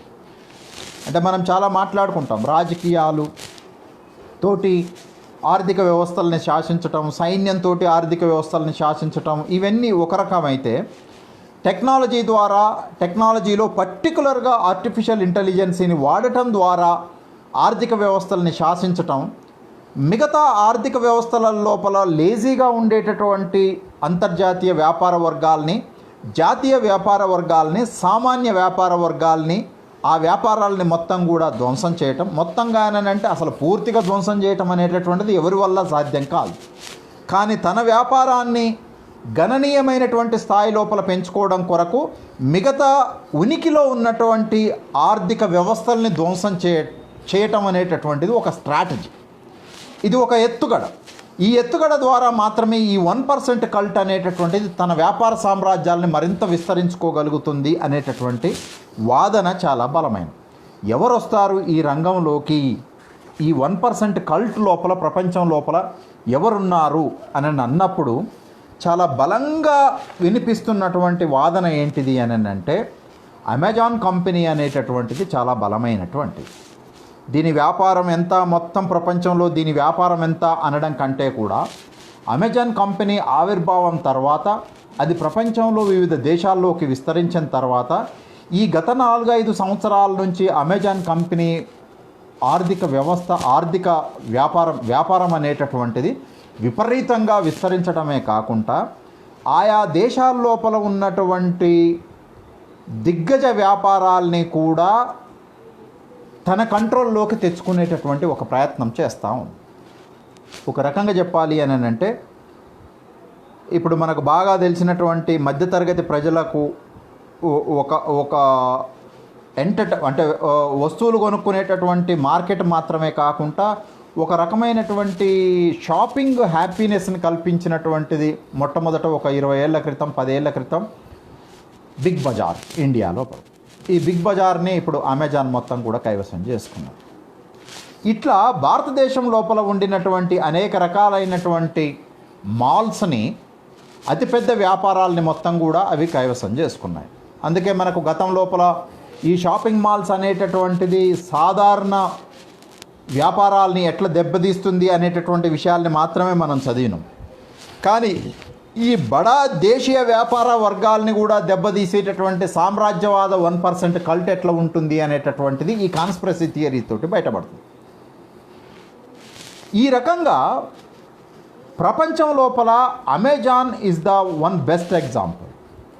ఆ తర్వాత Microsoft, Apple, Toyota company, McDonald, Google, Facebook, Apple, Coca Cola ఇట్లాంటి కంపెనీస్ అనేటటువంటి కూడా ఈ ఆర్టిఫిషియల్ ఇంటెలిజెన్స్ని ఉపయోగించుకొని వ్యాపారాలు చేస్తున్నప్పటికీ కూడా రిటైలింగ్ వ్యాపారం లోపల ప్రత్యక్షంగా మల్టిపుల్ గూడ్స్ని అమ్ముతున్నటువంటి అతిపెద్ద వ్యాపారం. ఒక రకంగా చెప్పాలి అని అంటే 30 కంట్రీస్ అనేటటువంటి ఒక అంచనా ఉన్నది, కానీ వాస్తవానికి ఈ 30 కంట్రీస్ సంఖ్య ఎప్పుడో దాటిపోయి 40 దేశాల లోపల అమెజాన్ కంపెనీ అనేటటువంటిది ఇప్పుడు ఎంటర్ అయిపోయింది. వాల్మార్ట్ రిటైల్ బిజినెస్ కూడా ప్రపంచం లోపల అనేక దేశాల లోపలికి ఎంటర్ అయిపోయింది. ఈ ఆర్టిఫిషియల్ ఇంటెలిజెన్సీ టెక్నాలజీని సృష్టిస్తున్నటువంటి ఇంటలెక్చువల్ కెపాసిటీ ఇజ్రాయెల్, అమెరికా దేశాల నుంచి పెద్ద ఎత్తున వస్తూ ఉంది. ఆ వర్గాలే అతిపెద్ద ప్రపంచవ్యాప్తపు వ్యాపార సామ్రాజ్యాలను నెలకొల్పి చిన్న చితక మధ్యతరగతి వ్యాపారాలని మొత్తం కూడా ధ్వంసం చేసి ఒక నూతన ఆర్థిక వ్యవస్థ అంటే ఇదేదో సామ్యవాదపు ఆర్థిక వ్యవస్థ, కమ్యూనిస్టు ఆర్థిక వ్యవస్థ అనే అర్థం లోపల చూడకండి. అంటే కొనసాగుతూ ఉన్నటువంటి లిబరల్ ఎకనామిక్ సిస్టమ్నే వీలైతే సమూలంగా లేకపోతే మెజారిటీ రేషియోని మార్చేసి ఆ వ్యాపారంలో మెజారిటీ షేర్ని మొత్తం కూడా ఈ వర్గాలు తమ చేతుల్లోకి తీసుకోవడం కొరకు చేస్తున్నటువంటి ప్రయత్నంలో భాగంగానే ఈ ఆర్టిఫిషియల్ ఇంటెలిజెన్సీ అనేటటువంటిది చాలా పెద్ద ఎత్తున నడుస్తుంది. అందుకనే ఇప్పుడు చూడండి, ఇప్పుడు అమెజాన్ కంపెనీ అనేటటువంటిది వరంగల్లు, నిజామాబాదు, గోదావరికని, గుంటూరు, తెనాలి, రాజమండ్రి లాంటి చిన్న చితక నగరాలకు కూడా వ్యాపించింది. మధ్యతరగతి, దిగువ మధ్యతరగతి కూడా ఇప్పుడు ఆన్లైన్ దాని మీదనే కొనుగోలు చేయటం కొరకు ప్రయత్నం చేస్తూ ఉంది. మొత్తంగా ఇక్కడ చెప్పదలుచుకున్నటువంటి విషయం ఏంటిది అని అంటే, షాపుకు పోయి వస్తువులు కొనుగోలు చేస్తే ఆ అమ్మకందారు నుంచి లేదా అందులో పనిచేస్తున్నటువంటి వర్కర్ నుంచి నీకు ఈ కరోనా వైరస్ వ్యాపించేటటువంటి అవకాశం ఉంటుంది. కాబట్టి ఇంటి దగ్గరనే కూర్చుంటే శానిటైజ్ చేసినటువంటి వస్తువుల్ని ఆన్లైన్ లోపల చాలా సెక్యూర్గా నీ ఇంటికి డెలివరీ చేయబడుతుంది అనేటటువంటి వాదనలు చాలా బలంగా ముందుకొని వస్తూ ఉన్నాయి. ఇది మాత్రమే కాకుండా ఈ ఆర్టిఫిషియల్ ఇంటెలిజెన్సీ మీద డిపెండ్ అయి ఆర్టిఫిషియల్ ఇంటెలిజెన్సీ ఆర్థిక వ్యవస్థని గుప్పిట్లో పెట్టుకున్నటువంటి వ్యాపార సామ్రాజ్యాలకు మద్దతుగా వరల్డ్ హెల్త్ ఆర్గనైజేషన్ కూడా తన సహకారాన్ని అందిస్తుంది అనేటటువంటి వాదనలు కూడా ఉన్నాయి. ఒక రకంగా చెప్పాలి అని అంటే, ఎందుకు ఇట్లాంటి వాదనలు ఉన్నాయి అని అంటే, ఈ WHO చీఫ్ టెడ్రాస్, ఆయన ఇథియోపియాకు సంబంధించినటువంటి మినిస్టర్గా పనిచేశాడు. అక్కడ కొన్ని సక్సెస్ ఫార్ములాస్ ఇంప్లిమెంట్ చేయటం మూలంగా హెల్త్ మినిస్టర్గా సక్సెస్ ఫార్ములాస్, యాక్చువల్గా ఆయన కమ్యూనిస్ట్ గవర్నమెంట్ లోపల మినిస్టర్గా ఉన్నాడు. అందుకనే ఆయన మీద ఉన్నటువంటి బలమైనటువంటి ఆరోపణలు, విమర్శలు కూడా ఏంటిది అని అంటే, టెడ్రాస్ కమ్యూనిస్టు కాబట్టి కమ్యూనిస్టు చైనాకు మద్దతు ఇస్తూ ఉన్నాడు అనేటటువంటిది అమెరికా డైరెక్ట్గా చెప్పకపోయినా కూడా ఇండైరెక్ట్గా చెప్తున్నటువంటి వాదన అది. కానీ ఇంకొక ఆర్గ్యుమెంట్ ఏముంది అని అంటే, టెడ్రాసు ఒక కమ్యూనిస్టు నేపథ్యం నుంచి వచ్చినటువంటి వాడు కూడా ప్రపంచ 1% వ్యాపార దిగ్గజ సామ్రాజ్యాలకు వాళ్ళ ప్రయోజనాలకు, వాళ్ళ ఆర్థిక ప్రయోజనాలకు తొత్తుగా ఏజెంట్గా మారిపోయిండు. అందుకనే ఆయన ఏం చెప్తా ఉన్నాడు అని అంటే, వస్తువులు కొనుగోలు చేసేటప్పుడు కరెన్సీని వాడకండి, ఫిజికల్ కరెన్సీని వాడకండి, డిజిటల్ కరెన్సీని వాడండి అని చెప్తా ఉన్నాడు. డిజిటల్ కరెన్సీని వాడండి అని చెప్తా ఉన్నాడు. ఇంకొకటి, గతం లోపల ఈ ఆర్టిఫిషియల్ ఇంటెలిజెన్సీ ద్వారా వ్యాపారం నడుపుతున్నటువంటి కంపెనీలు ఒక వస్తువును కొనుగోలు చేస్తే తిరిగి దాన్ని మనం రిటర్న్ చేయటం కానీ, రీప్లేస్ చేసుకోవటం కానీ, ఎక్స్చేంజ్ చేసుకోవటం కానీ ఉండేది. ఇప్పుడు ఆ నిబంధనలన్నింటినీ కూడా పక్కకు పెట్టేశారు. సో ఇక్కడ చూడండి, మొత్తం ప్రపంచం లోపల అమెజాన్ కంపెనీకి సంబంధించినటువంటి వ్యాపారము ఇప్పుడు సుమారు $300 బిలియన్ వ్యాపారం నడుస్తున్నది అనేటటువంటి ఒక ప్రచారం నడుస్తుంది. ఇది ఒకటి మాత్రమే కాదు, అనేక రకాలైన ఇప్పుడు భారతదేశం లోపల ఉన్నటువంటి అనేక రకాలైనటువంటి ఆన్లైన్ దేశీయ బూర్జువా కంపెనీలని మొత్తం కూడా తమ గుప్పిట్లోకి తెచ్చుకునేటటువంటి క్రమం లోపల ఈ 1% కల్టు వ్యూహాల్ని పన్నుతుంది, వ్యూహాల్ని రచిస్తుంది అనేటటువంటి వాదన చాలా బలమైనటువంటి వాదనగా కొనసాగుతుంది.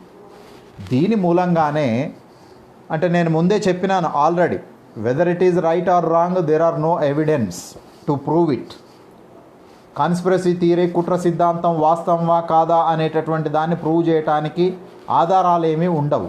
కానీ కొంతవరకు విచక్షణ ద్వారా భవిష్యత్తులో జరగబోయేటటువంటి పరిణామాల కాన్స్పిరసీ థియరీ అనే ఒక మేరకు మనం ఏర్పాటు చేసుకున్నటువంటి హైపోథిటికల్ ఊహాత్మకమైనటువంటి ప్రతిపాదనలు నిరూపించబడేటటువంటి అవకాశం ఉంటుంది. కాబట్టి మిత్రులారా, ఇప్పుడు ప్రపంచవ్యాప్తంగా ఆర్థిక వ్యవస్థల లోపల, ఉనికిలో ఉన్నటువంటి ఆర్థిక వ్యవస్థ లోపల కొత్త పరిణామాలు సంభవించబోతూ ఉన్నాయి. నేను ఇంతకుముందు చెప్పాను, ఒకటి ఆర్థిక వ్యవస్థ లోపల జరుగుతున్నటువంటి నూతన పరిణామాలు, నూతన మార్పులు, తర్వాత సామాజిక రంగం లోపల జరుగుతున్నటువంటి నూతన మార్పులు. ఈ అన్నింటికంటే చాలా ప్రధానమైనటువంటి అంశము, ఎందుకంటే ఇవి చాలా క్లియర్గా కనిపిస్తూ ఉంటాయి. ఇన్విజిబుల్ ఫామ్ లోపల ఉండేటటువంటి ప్రజలు అర్థం చేసుకునేటటువంటి సామర్థ్యాలు లేనటువంటి రంగాలు ఏంటిది అని అంటే ఇన్స్టిట్యూషనల్ చేంజెస్. వేల సంవత్సరాలు, కొన్ని వందల సంవత్సరాలు ప్రజలు సంఘర్షణ, పోరాటాలు, జీవితాలని త్యాగపరచుకొని నిర్మించుకున్నటువంటి రాజకీయ వ్యవస్థలు, రాజకీయ సంస్థలు ఎట్లా రూపాంతరం చెందబడి మొత్తము రాజ్యపు స్వభావము, ప్రపంచపు స్వభావం అంతా మారుతూ ఉంది. దానికి అనుకూలమైనటువంటి ఆర్థిక వ్యవస్థలు వస్తూ ఉన్నాయి. ఈ మారుతున్న రాజకీయ సంస్థల రూపము, మారుతున్న ఆర్థిక వ్యవస్థల రూపము, ఈ రెండు ఏకం కావటం మూలంగా మొత్తపు మానవ సమాజం అంతా కూడా ఒక తిరోగమన దశకు ప్రయాణించేటటువంటి పరిస్థితులు సంభవిస్తూ ఉన్నాయి. దీన్ని అర్థం చేసుకోగలిగితే ఇవాళ మనము కేవలము వలస కార్మికులకు సంబంధించి పెరఫరల్గా చూస్తున్నటువంటి విషయాలు మాత్రమే కాదు. ఇవాళ అమెరికా లోపల సుమారు 4 కోట్ల ఉద్యోగాలు కోల్పోయారు. ఇందులో భారతదేశానికి సంబంధించిన వాళ్ళు కూడా ఉండవచ్చు. కానీ వాస్తవానికి అమెరికాలో కోల్పోతున్న ఉద్యోగాలు, నిరుద్యోగులైతున్నటువంటి ప్రజల లోపల అత్యధిక మంది ప్రజలు స్థానికులైనటువంటి ఆఫ్రో అమెరికన్ ప్రజల సంఖ్య చాలా ఎక్కువగా ఉంటుంది. అమెరికా లాంటి ప్రపంచ మహా దిగ్గజ ఆర్థిక వ్యవస్థలే 4 కోట్ల ఉద్యోగాలని కోల్పోయేటటువంటి పరిస్థితి ఉంటే భారతదేశం లోపల ఎన్ని కోట్ల ఉద్యోగాలు కోల్పోతాయో ఊహకందని విషయం. దాని మూలంగా ఈ రోజు నుంచి రేపటి నుంచి భారతదేశం లోపల జరగబోయేటటువంటి ఆకలి మరణాల సంఖ్య లెక్కకు కూడా అందనంత స్థాయికి చేరుకునేటటువంటి అవకాశం ఉంటుంది. ఈ దశ లోపలనే వాస్తవమైనటువంటి గణాంకాలని బయటికి రాకుండా ఉంచేటటువంటి మీడియాని కంట్రోల్ చేయటం, ముఖ్యంగా సోషల్ మీడియాని కంట్రోల్ చేయాలనేటటువంటి వాదనలు చాలా బలంగా వినిపిస్తున్నాయి. సోషల్ మీడియా తప్పుడు అసత్యపు ప్రచారాలని చేస్తుంది అనేటటువంటి వాదనలు ప్రభుత్వము, ఎస్టాబ్లిష్డ్ మీడియా ప్రచారం చేస్తూ ఉంది. కానీ ప్రభుత్వాలు, రాజ్యము, ఎస్టాబ్లిష్డ్ మీడియా తొక్కి ఉంచినటువంటి వాస్తవాలు, వెలుగులోకి రాకుండా ఉండబడినటువంటి వాస్తవాలని బయటికి తీసుకొని రావటం లోపల సామాజిక మీడియా, సామాజిక మాధ్యమాలు సృష్టించినటువంటి విప్లవం చాలా గొప్పది. ఒక రకంగా చెప్పాలి అని అంటే ఇవాళ అణగారిన వర్గాల ప్రజల యొక్క గొంతుకగా ఎన్ని లోపాలు ఉన్నప్పటికీ కూడా, లేదా ఆ సామాజిక మాధ్యమాన్ని ఇతరత్రా శక్తులు తమకు అనుకూలంగా వాడుకుంటూ ఉన్నప్పటికీ వర్గాల ప్రజల యొక్క గొంతుకని కనీసం ఆ వర్గాలకు సంబంధించిన ప్రజలకైనా చేరవేసే సాధనంగా సామాజిక మాధ్యమాలు పనిచేస్తూ ఉన్నాయి. వాటిని అన్నింటినీ నియంత్రించేటటువంటి ఒక నూతన సామాజిక స్థితిగతుల్లోకి ప్రజలు ప్రయాణం చేసేటటువంటి అవకాశం ఉంటుంది. రేపటి నుంచి సంభవించేటటువంటి కొత్త హింసా పద్ధతులు, హింస ఎంత విచ్చలవిడిగా సంభవించబోతూ ఉంటుంది. ఆ హింసా పద్ధతుల్ని కంట్రోల్ చేయటం కొరకు రాజ్యము ఎంత భయంకరమైనటువంటి మానవ హక్కుల ఉల్లంఘనలకు పాల్పడబోతూ ఉంది. కొత్త రకమైనటువంటి జీవితాలు, కొత్త రకమైనటువంటి మానవ సంబంధాలు, అది స్త్రీ పురుష సంబంధాల మధ్యన లేదా ఆర్థిక సంబంధాల మధ్యన స్వార్థపూరితమైనటువంటి మానవ సంబంధాలు, ఇవన్నీ కూడా ఒక వింత అయినటువంటి ప్రపంచాన్ని చూడబోయేటటువంటి పరిస్థితి దాపురించి ఉన్నది. కానీ మరొక వైపు నుంచి కరోనా సోషలిస్టు వ్యవస్థకు మార్గాలను నిర్మించేటటువంటి అవకాశం ఉన్నది అనేటటువంటి వాదనలు వినిపిస్తూ ఉన్నాయి.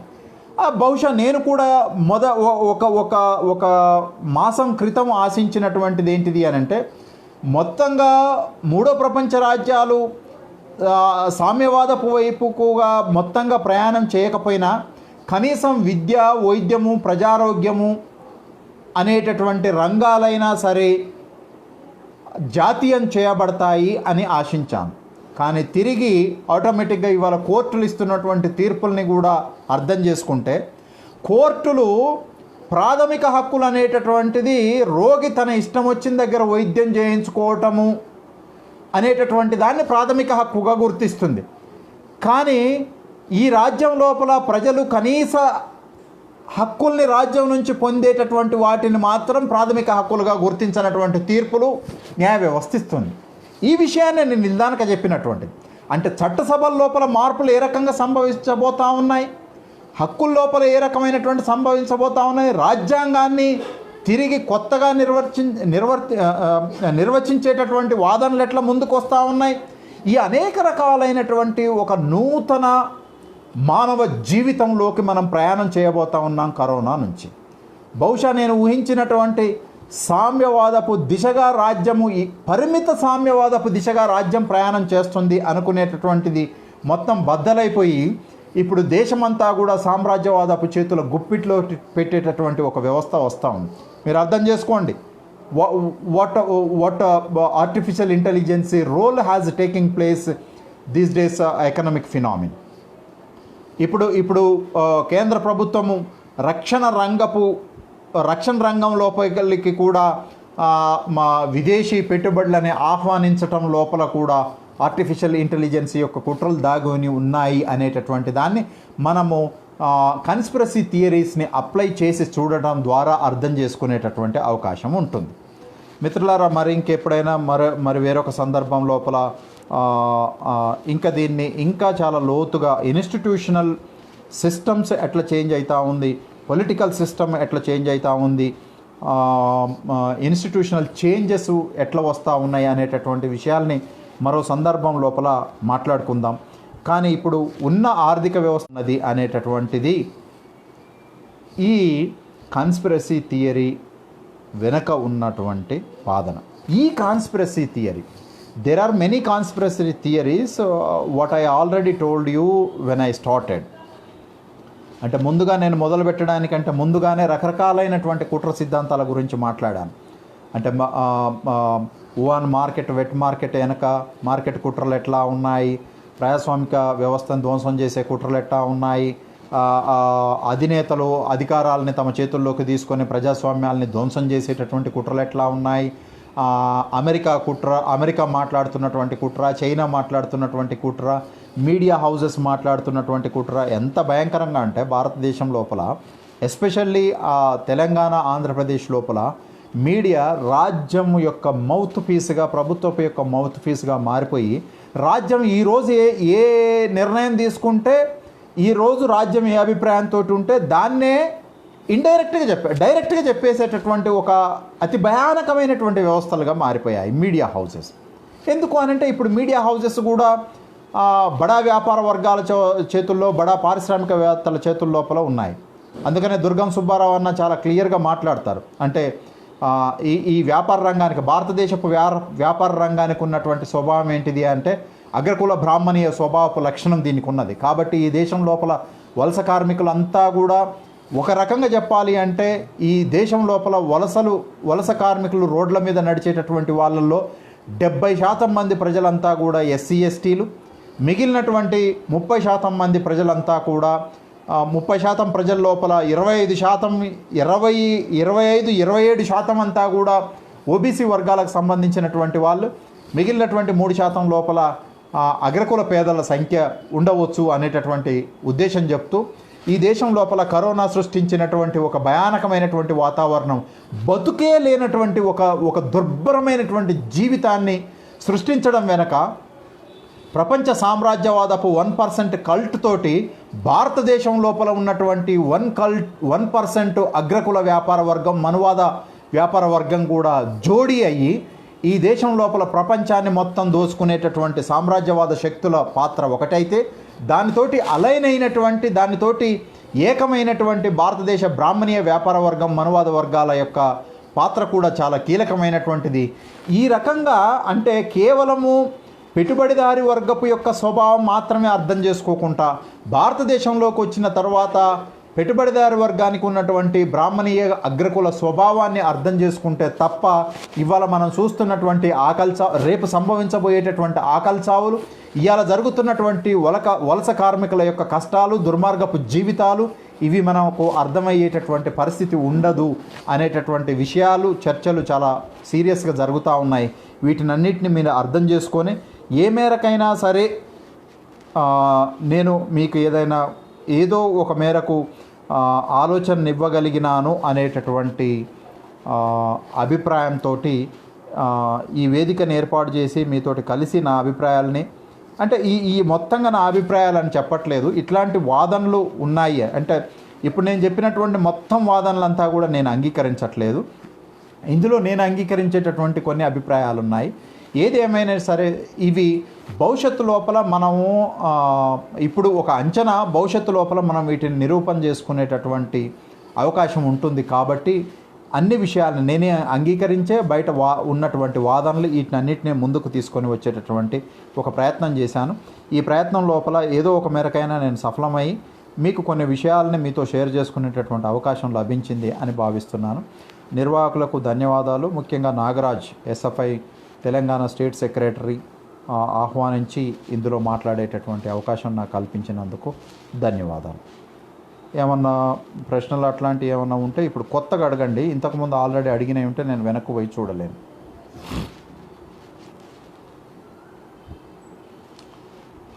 భవిష్యత్తులో సామాజిక మాధ్యమాలను అణచివేయడానికి లాక్డౌన్ వంటి వాటిని ప్రభుత్వాలు ఉపయోగించే అవకాశం ఉండవచ్చా? ఖచ్చితంగా. ఇప్పుడు భవిష్యత్తులో కాదు, ఇప్పుడు ఆల్రెడీ ప్రారంభం అయింది. ఇది ఇవాళ కొత్త కాదు. ఓ హిందూ ఫండమెంటలిస్టు, ప్రాంతీయ ఉన్మాది బాల్ ఠాక్రే చనిపోయినప్పుడు ఒక ఇద్దరు అమ్మాయిలు ఫేస్బుక్ లోపల ఏదో చిన్న కామెంట్ చేస్తే వాళ్ళని తీసుకుపోయి జైల్లో పెట్టారు, రిమాండ్ చేశారు. ఆ తర్వాత దేశం లోపల అనేక రకాలైనటువంటి సంఘటనలు ఉన్నాయి. అంటే నిజంగా ప్రజలు వాళ్ళ పరిమితి లోపల రాజ్యాంగం ఇచ్చినటువంటి freedom of expression, freedom of thought లోపల మాట్లాడుతున్నటువంటి విషయాలనే కూడా రాజ్యాంగ విరుద్ధమైనటువంటి చర్యలుగా భావించి రాజ్యము వాళ్ళని నియంత్రిస్తున్నటువంటి సంఘటనలు మనకు అనేకం ఉన్నాయి, అనేక సందర్భాల లోపల ఉన్నాయి. నిన్ననో మొన్ననో పక్క స్టేట్ లోపల కూడా ఏదో ఒక సంఘటన, ఏదో రంగనాయకమ్మ ఏదో, నాకు పెద్దగా తెలియదు కానీ ఊరికే అట్లా నాకు చెవిలో పడ్డది, అదొకటి జరిగింది. ఈ రాష్ట్రం లోపల అనేక సందర్భాల లోపల అనేక రకాల కేసుల గురించి మనం మాట్లాడుతూ ఉన్నాం. డైరెక్ట్గా ప్రభుత్వాధినేతలే సామాజిక మాధ్యమాలని చాలా చిల్లరగా క్రిటిసైజ్ చేస్తున్నటువంటి సందర్భాలు కూడా మనకు కనిపిస్తూ ఉన్నాయి.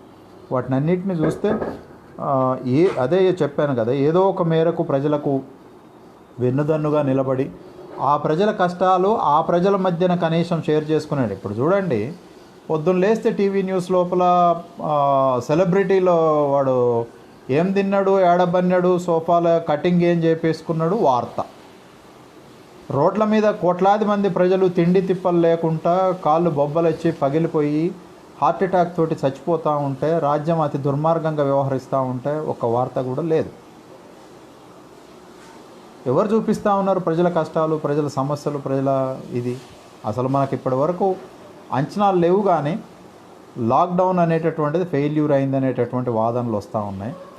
అసలు లాక్డౌన్ ఆయన మన పాలగుమ్మి సాయినాథ్, అంటే వివిగిరి మనవడు పాలగుమ్మి సాయినాథ్ లాక్డౌన్ మొదలైన సందర్భం లోపల రాసింది ఏంటిది అని అంటే, లాక్డౌన్ అనేది అతి అతి అతి భయంకరమైనటువంటిది. ఎందుకు అని అంటే, లాక్డౌన్ ఎటువంటి ఆలోచన లేక అమలు చేస్తూ ఉన్నారు. లాక్డౌన్ అయిపోయిన తర్వాత కరోనా మూలంగా చనిపోబోయేటటువంటి సంఖ్య కంటే కూడా లాక్డౌన్ మూలంగా చనిపోయేటటువంటి ఇతరత్ర మరణాల సంఖ్య చాలా ఎక్కువగా ఉంటుంది అని ఇప్పుడు ఆల్రెడీ మొదలైంది.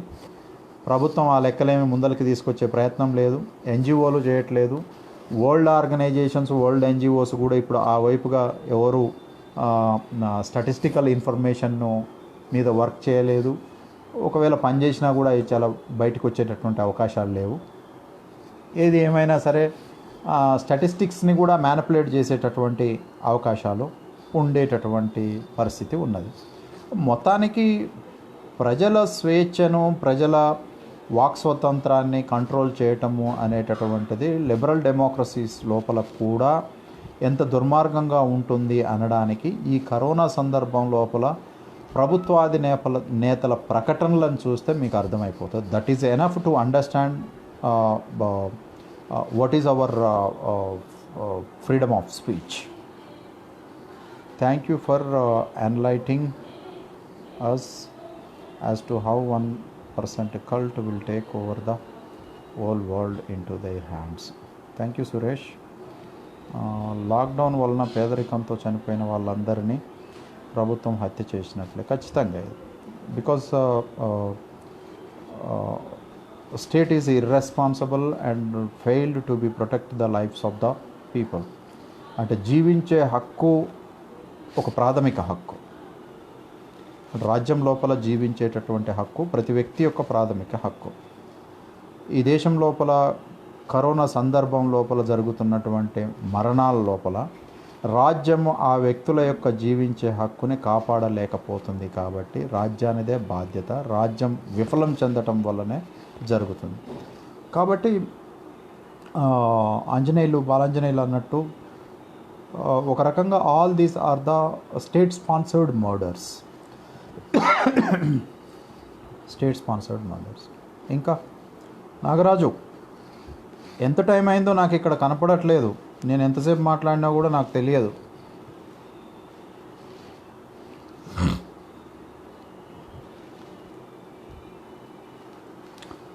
Balanjaneyulu total world economy is going in to the hands of 1% of corporates అంటే అట్లని చెప్పలేము. నేను అదే చెప్పినాను కదా, మొత్తం ఆర్థిక వ్యవస్థ అంతా పోతుందని చెప్పడానికి వీల్లేదు. కానీ అంటే ఉనికిలో ఉన్నటువంటి ఆర్థిక వ్యవస్థ నియమాలని ధ్వంసం చేయటం వారి లక్ష్యం. ఉనికిలో ఉన్న ఆర్థిక వ్యవస్థ నియమాలు, principles of the existing business or existing economy will be demolished by these 1% cult of world corporates. దాని ద్వారా వాళ్ళ రేషియో ఆఫ్ బిజినెస్ని ఇంక్రీజ్ చేయటము అనేటటువంటిది చాలా ఇంపార్టెంట్. ఇక్కడ మొత్తం 100%ని డ్యామేజ్ చేయటం అనేటటువంటిది కుదరని పని. కానీ వాళ్ళ షేర్ని పెంచుకోవటం అనేటటువంటిది జరుగుతుంది.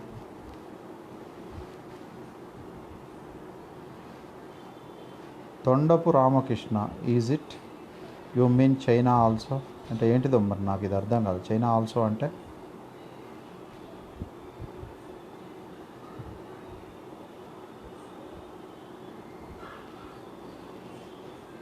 Nagaraju 1 hour 22 minutes. నేను ½ an hour మాట్లాడదాం అనుకున్నాను. Okay, finish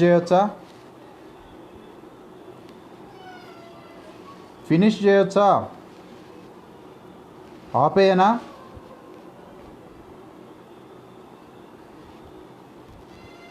thanks to all the listeners for your patience listening. Thank you, Nagaraju, and thank you everyone who participated in this live program.